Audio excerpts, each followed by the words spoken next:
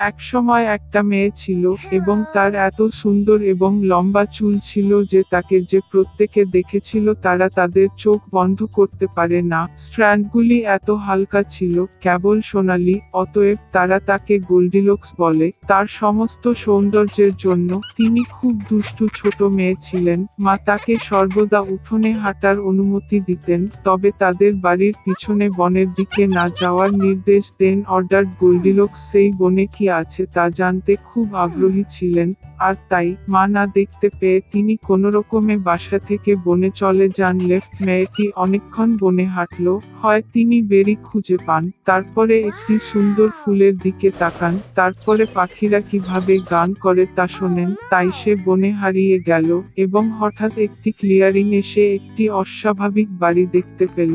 Goldilocks নিঃশব্দে তার কাছে এসেছিল। আমি ঘুরেছিলাম কিন্তু কাউকে দেখতে পেলাম না। তিনি দরজায় কড়া নাড়লেন কিন্তু কেউ উত্তর দিল না। তারপরে তিনি আরো শক্তভাবে নক করলেন এবং দরজাটি নিজেই খুলল। গোল্ডিলক্স সাবধানে প্রবেশ করল। তিনটি ভালুক সেই বাড়িতে থাকত। একটি ভালুক বাবা ছিল, বড় এবং নোংরা, অন্যটি ছিল মাদার ভাল্লুক, এটা আরো ছোট ছিল, তৃতীয়টি ছিল একটি ভালুক। ভালুকগুলি বাড়িতে ছিল না কারণ তারা জঙ্গলে বেড়াতে গিয়েছিল। মেয়েটি ঘরে ঢুকলো এবং টেবিলের উপর তিনটি বাটি পরীর মুখ দেখল। প্রথম বাটি সবচেয়ে বড়, বাবা ভালুক ছিল, দ্বিতীয় বাটিটি ছোটটি ছিল মাদার ভাল্লুক এবং তৃতীয়টি সবচেয়ে ছোট ছিল ভালুকের বাচ্চা। প্রতিটি বাটিতে কাছাকাছি একটি চামচ রাখুন, বড়, মাঝারি এবং ছোট। গোল্ডিলক্স এত ক্ষুধার্ত ছিল যে সে প্রথমে একটি বড় বাটি থেকে খেতে চেয়েছিল। তিনি সবচেয়ে বড় চামচ নিয়েছিলেন, পরিচটি নিয়েছিলেন, স্বাদ পেয়েছিলেন, তবে দরিদ্রটি খুব গরম ছিল। তারপরে সে একটি মাঝারি চামচ নিয়েছে, পরিচটি নিয়েছে, স্বাদ পেয়েছে, তবে দরিদ্রটি খুব শীতল ছিল। অবশেষে সে একটি ছোট চামচ নিয়ে ছোট বাটি থেকে দুইটি স্বাদ গ্রহণ করলো। এই পরিচ গরম বা ঠান্ডা ছিল না, ঠিক ঠিক। আর গোল্ডিলক্স ছোট্ট বাটি থেকে সমস্ত দই খেয়ে ফেললো।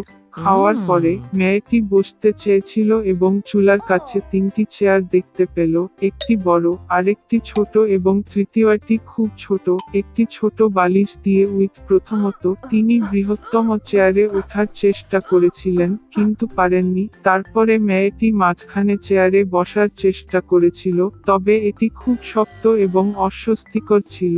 অবশেষে তিনি সবচেয়ে ছোট চেয়ারে বসলেন এবং এটি তার পক্ষে ঠিক ছিল। গোল্ডিলক্স চেয়ারটি এত পছন্দ করেছিল যে সে তার উপর দুলতে শুরু করে। চেয়ারটি কেটে গেল, ভেঙে পড়ল এবং সে মেঝেতে পড়ে গেল। মেয়েটি উঠে অন্য ঘরে গেল। তিনটি বিছানা ছিল, বড়, মাঝারি এবং ছোট। প্রথমত গোল্ডিলক্স প্রথম বিছানার উপরে উঠেছিল, তবে এটি খুব উচ্চ এবং শক্ত ছিল। আমি মাঝখানে শুয়ে পড়লাম, এটি খুব প্রশস্ত এবং নরম ছিল।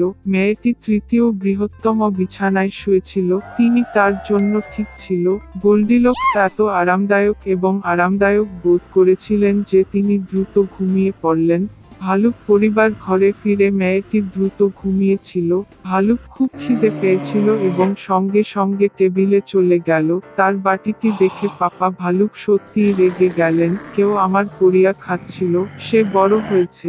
ভালুক মাও তার বাটিতে ঢুকলেন এবং কম জোরে গজিয়ে উঠলেন, আমার বাটি থেকেও কেউ খাচ্ছিল। এবং ভালুক শাবক তার খালি বাটিটি দেখে উচ্চস্বরে চিৎকার করে বলেছিল, কেউ আমার বাটি থেকে খায়নি, সে আমার সমস্ত পরিয়া খেয়েছে। ভাল্লুকের গন্ধে কিছু ভুল ছিল। টেবিলটি রেখেছিলেন এবং চারদিকে তাকাতে শুরু করলেন। বাবা ভালুক খেয়াল করলেন যে কেউ তার চেয়ারটি সরিয়ে নিয়ে গেছে এবং ভয়াবহ কণ্ঠে বেড়ে উঠেছে, কেউ আমার চেয়ারে বসেছিল। মা ভালুক তার চেয়ারের দিকে তাকিয়ে অভিযোগ করলেন, কেউ আমার চেয়ারে বসেছিল এবং এটিকে সেখানে থেকে সরিয়ে নিয়েছে। এবং তারপরে ভালুক তার ভাঙা চেয়ারের দিকে তাকালো এবং আবার জোরে চেঁচিয়ে উঠল, কেউ আমার চেয়ারে বসেনি, তবে ভেঙেছে। তিনটি ভাল্লুক সাবধানে শোবার ঘরে ইন্টুকেও আমার বিছানায় শুয়ে পড়ে গুড়িয়ে দিয়েছিল। ভীষণ কণ্ঠে বাবা ভালুক গর্জে উঠল এবং কেউ আমার বিছানায় শুয়ে পড়ে তা গুড়িয়ে দিয়েছিল। মা ভাল্লুককে ফুটিয়ে তুলেছিল। টেডি বিয়ার তার বিছানার দিকে তাকিয়ে আবার কেঁদে উঠল, কেউ আমার বিছানায় শুয়ে আছে। এবং তারপরে তিনি মেয়েটিকে দেখেন এবং একটি পাতলা কণ্ঠে স্কুয়েলে বলেছিলেন, এবং এখনো তার মধ্যে ঘুমাচ্ছে। বাবা এবং মা ভাল্লুক বিছানায় গিয়ে দেখলেন একটি ছোট মেয়ে সেখানে ঘুমিয়ে আছে। গোল্ডিলক্স ভালুকের বাচ্চাটির কান্না থেকে জেগে উঠল এবং খুব ভয় পেয়ে গেল। তার সামনে তিনটি ভাল্লুক ছিল। তিনি তাৎক্ষণিকভাবে বাসা থেকে ঝাঁপিয়ে পড়লেন এবং পিছন ফিরে না তাকিয়ে তার চোখ যেখানেই ছুটে গেলেন। মেয়েটি দীর্ঘকাল দৌড়েছিল, খুব ক্লান্ত ছিল এবং তারপরে সে তার মাকে দেখেছিল যে বনে তার নিখোঁজ মেয়েটির সন্ধান করছে। তারপর থেকে গোল্ডিলক্স সর্বদা তার মায়ের কথা শুনেছিল এবং তার অনুমতি ব্যতীত কিছুই করেনি। তিনি খুব বাধ্য, দয়ালু এবং ভালো মেয়ে হয়েছিলেন। এক সময় একটা ছোট্ট মেয়ে ছিল। একবার তার ধনী বাবা একটি দুষ্ট সৎ মাকে বিয়ে করেছিলেন। তিনি তার দুই মেয়েকে নিয়ে বাড়িতে বসতি স্থাপন করেছিলেন। তাদের চেহারা সুন্দর এবং সাদা ছিল, তবে তাদের অন্তর ছিল দুষ্ট ও নিষ্ঠুর। এবং তারপরে দরিদ্র মেয়েটির জন্য একটি কঠিন সময় আসল। সকাল থেকে গভীর রাত অবধি তারা তাকে নোংরা কাজ করতে বাধ্য করেছিল। জল বহন, চুলা গরম করা, খাবার রান্না করা, বাসন ধোয়া এবং লন্ড্রি করা, এবং তদুপরি বোনরা যথাসম্ভব তাকে বিপর্যস্ত করার জন্য যথাসাধ্য চেষ্টা করেছিল। তারা তাকে বিদ্রূপ করেছিল। ছাইয়ের মধ্যে মটর এবং গম পোড় এলেছিল এবং তাকে বসে তাদের তুলে নিতে হয়েছিল। সন্ধ্যায় যখন সে কাজের ক্লান্ত হয়ে পড়েছিল, তখন তাকে বিছানায় নয়, চুলায় পাশে ফ্লোরে যেতে হয়েছিল। এবং যেহেতু তিনি সর্বদা ছাই, ধুলো এবং ময়লা অবস্থায় ছিলেন, তাই তার বোনরা তাকে সিন্ডারেলা বলে ডাকে। কিন্তু একদিন এমন ঘটনা ঘটেছিল যে রাজা একটি ভোজ শুরু করলেন, যা পুরো 3 দিন ধরে চলবে বলে মনে করা হয়েছিল, এবং দেশের সমস্ত সুন্দরী মেয়েদের ছুটিতে ডেকেছিলেন যাতে তার পুত্র নিজের জন্য একটি কনে বেছে নিতে পারে। যখন নামকরণ করা দুই বোনরা জানতে পারল যে তারাও ভোজে আসতে পারে, তখনই তারা তাৎক্ষণিকভাবে পোশাক পরতে শুরু করে। সিন্ডারেলাও নাচতে যেতে চেয়েছিল, তবে তার সৎ মা তাকে যেতে দেয়নি, কারণ তার কোনো পোশাক বা জুতো ছিল না এবং সে নোংরা ছিল। এবং তারপরে দুষ্ট সৎ মা ছাইতে এক গামলা গম এলে দিয়েছিল এবং বলেছিল যে সিন্ডারেলা যদি এটি 2 ঘন্টার মধ্যে সংগ্রহ করে, তবে সে তার বোনদের সাথে যেতে পারে। সিন্ডারেলা বাগানে গিয়ে কেঁদে ফেলল এবং তারপরে 2টি সাদা কবুতর উড়ে গেল। তারপরে বিভিন্ন পাখির পুরো ঝাঁক তারা ছাইয়ের নিচে নেড়েচেড়ে ফুঁকতে লাগলো এবং তাই তারা একটি পাত্রে সমস্ত দানা বেছে নিয়েছিল। 1 ঘন্টারও কম সময়ের মধ্যে তারা তাদের কাজ শেষ করে এবং প্রত্যেকেই পালিয়ে যায়। সিন্ডারেলা তার সৎ মায়ের কাছে একটি বাটি নিয়ে এসে ভোজ খেতে শুরু করে ভেবে আনন্দ করতে লাগলো, কিন্তু তার সৎ মা তাকে যেভাবেই হতে দেয় না। তিনি সিন্ডারেলার দিকে তার মুখ ফিরিয়েছিলেন এবং তার 2 কন্যাকে নিয়ে তাড়াতাড়ি বল হাতে যান। বাড়িতে যখন আর কেউই রইল না, সিন্ডারেলা মেঝেতে বসে কাঁদতে কাঁদল এবং তারপরে 2টি সাদা কবুতর উড়ে গেল। তারপরে বিভিন্ন পাখির পুরো ঝাঁক এবং তারা তাদের পোশাক এবং জুতা ফেলে দিল চকচকে এবং সমস্ত সোনায়। তিনি তাড়াতাড়ি এই পোশাক পরে এবং কনের কাছে এসেছিলেন।